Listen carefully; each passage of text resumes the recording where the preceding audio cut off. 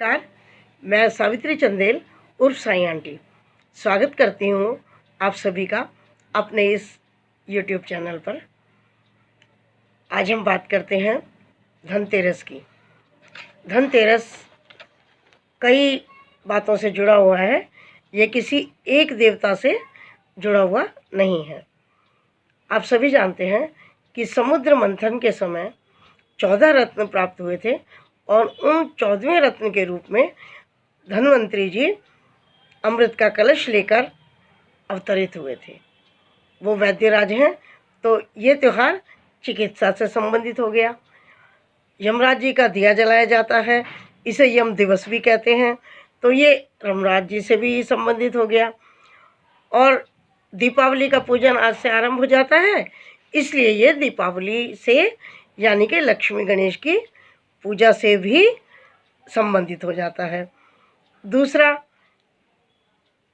कार्तिक माह है, विष्णु जी से संबंधित तो है ही है।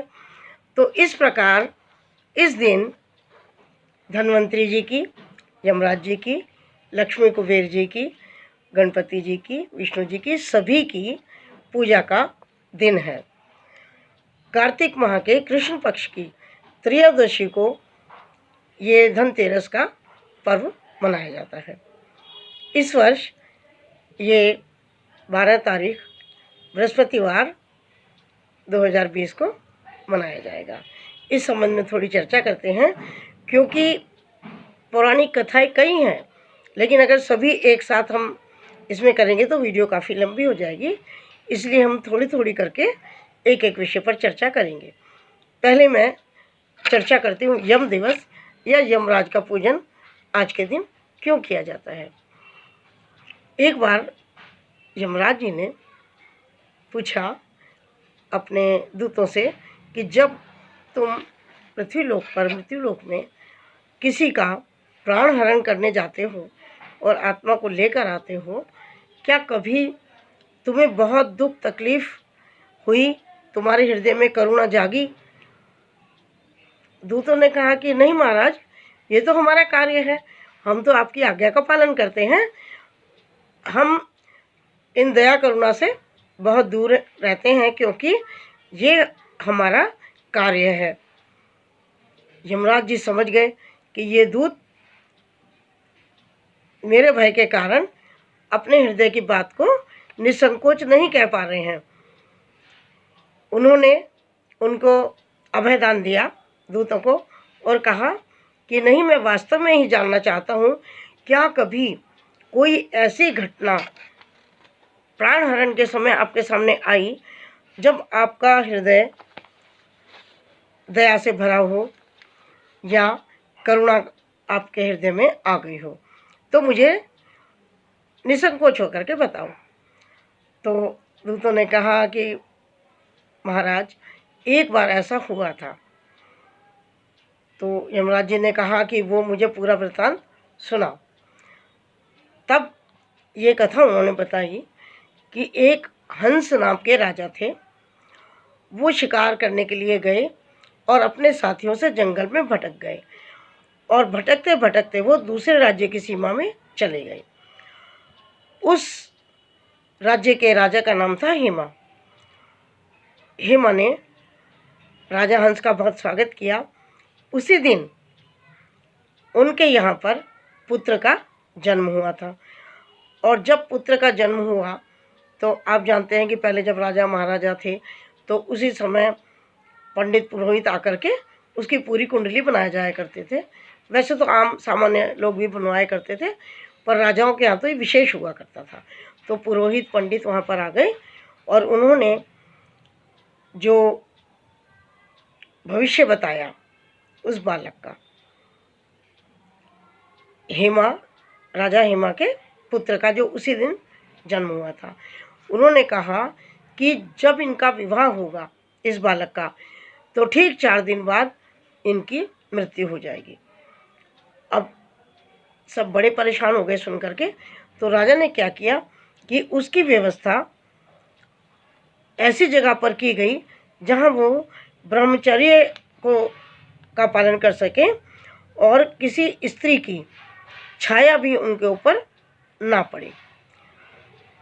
ऐसा करके उन्होंने यमुना के तट पर एक गुफा के अंदर उसको रख दिया। लेकिन विधि का विधान मिटे न मिटाए, विधि का लेख कभी नहीं मिटता। एक बार क्या होता है कि राजा हंस की पुत्री यानी कि राजकुमारी टहलते हुए, विचरण करते हुए, विहार करते हुए वहाँ तक आ पहुँची और उन दोनों में प्रेम हो गया, मोहित हो गए वो, और उन दोनों ने गंधर्व विवाह कर लिया। गंधर्व विवाह कर लिया, उसके ठीक 4 दिन बाद जो होना था वो तो होना था। और उस समय हमने जब उसके प्राण हरण किए, दूत बता रहे हैं यमराज जी को कि जब हमने उस राजकुमार के प्राणों का हरण कर लिया और हम आ रहे थे तो उसकी जो नवविवाहिता राजकुमारी थी उसका दारुण विलाप, करुण विलाप सुन करके हमारा हृदय पसीज गया और हमारी आँखों से बहुत अश्रुधारा बहने लगी और हम वास्तव में बहुत अधिक दुखी हुए थे।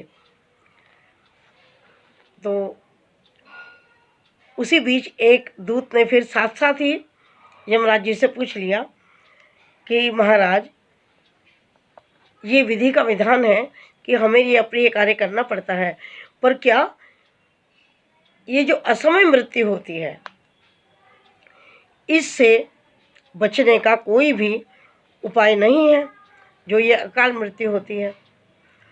तब यमराज जी ने बताया कि जो कोई त्रयोदशी के दिन, कार्तिक माह के कृष्ण पक्ष की त्रयोदशी के दिन दक्षिण दिशा में सरसों के तेल का दिया यम के नाम से जलाएगा, उसके परिवार में या उसको स्वयं को कभी भी अकाल मृत्यु का भय नहीं होगा और उस घर में कभी भी अकाल मृत्यु नहीं होगी, ये उन्होंने कहा।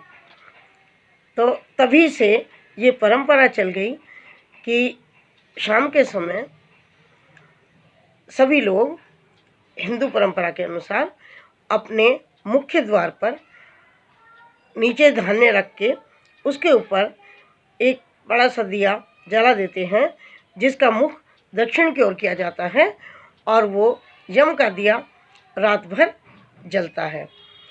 उस दिए का यही महत्व है कि वो जीवन की रक्षा करता है और अकाल मृत्यु कभी भी उस घर में नहीं होती है और उससे छुटकारा व्यक्ति को मिल जाता है।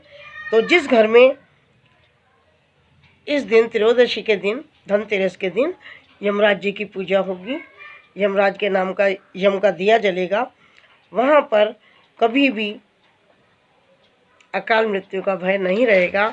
ये कथा थी यम दिवस की। धनतेरस को यम दिवस भी कहते हैं ना, मैंने आपको बताया कि यमराज जी का दिया वो क्यों जलाया जाता है, उसका क्या महत्व है। अब अगली वीडियो में हम वैदराज धन्वंतरी जी की कथा को कहते हैं। धन्यवाद।